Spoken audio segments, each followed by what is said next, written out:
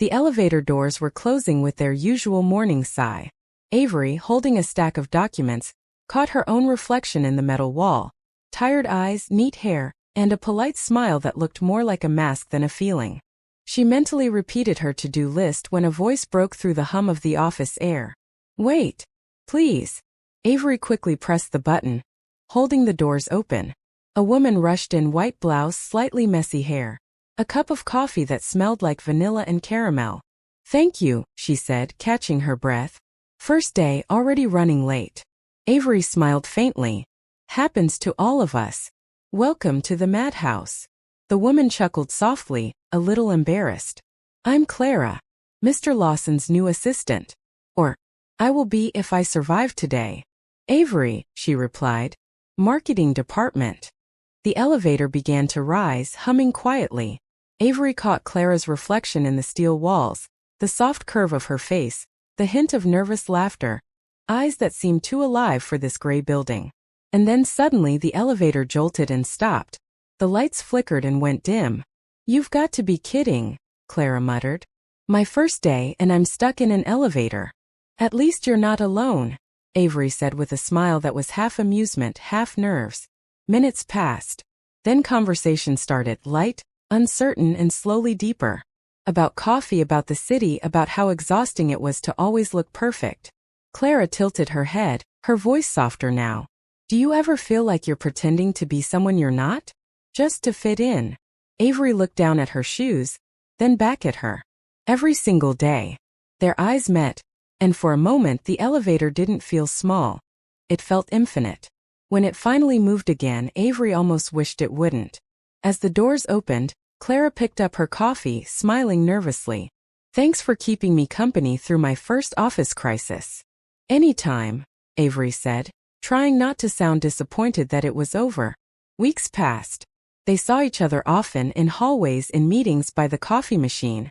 Their connection grew in silence. A glance, a small smile, the way time slowed when one of them walked by.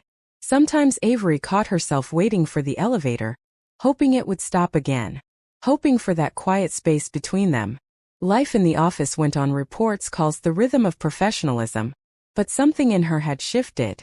Every time she saw Clara, the world seemed to breathe differently. One evening, long after most of the office had gone home, Avery saw Clara standing by the window. The city lights reflected in the glass, painting her silhouette in gold and blue. "You're still here?" Avery asked softly. "Couldn't focus at home," Clara replied. "Too many thoughts. About work." "About you," Clara said quietly, turning to face her. For a second, Avery didn't breathe.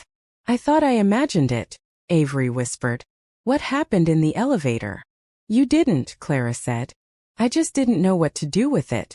Avery took a small step closer, her heartbeat loud in her ears. She brushed a strand of Clara's hair behind her ear, her fingers trembling slightly. "We shouldn't," Clara murmured. "I know," Avery whispered back. "But here we are." The world outside the window disappeared. Their lips met, softly, carefully, like a secret they had both been keeping for too long. It wasn't rushed or reckless. It was warm, tender, real. When they finally pulled away, Clara's eyes glistened. "What now?" Avery smiled faintly. "Maybe we stop pretending." From that night everything changed, quietly, almost invisibly. Their morning coffees became shared moments. Their glances in meetings carried hidden warmth. They still played their parts in the office, but behind those professional smiles lived something unspoken, something theirs. Sometimes their fingers brushed in passing, small sparks that meant more than words. One Friday morning, Avery pressed the elevator button again. The doors opened and there stood Clara. Same blouse, 2 cups of coffee in her hands. "Déjà vu," Avery teased. "Or maybe fate," Clara said, handing her 1 cup. "It loves repeating the best scenes." As the doors closed, Avery felt her pulse quicken. "You know," she said softly, "I still get nervous in elevators." Clara smiled gently. "Good. That's where you first looked at me like that." They stood there side by side, listening to the hum of the elevator. When it reached the top floor, Avery didn't step out right away. She leaned in and kissed Clara again. Calm, confident, fearless. The kind of kiss that didn't need words.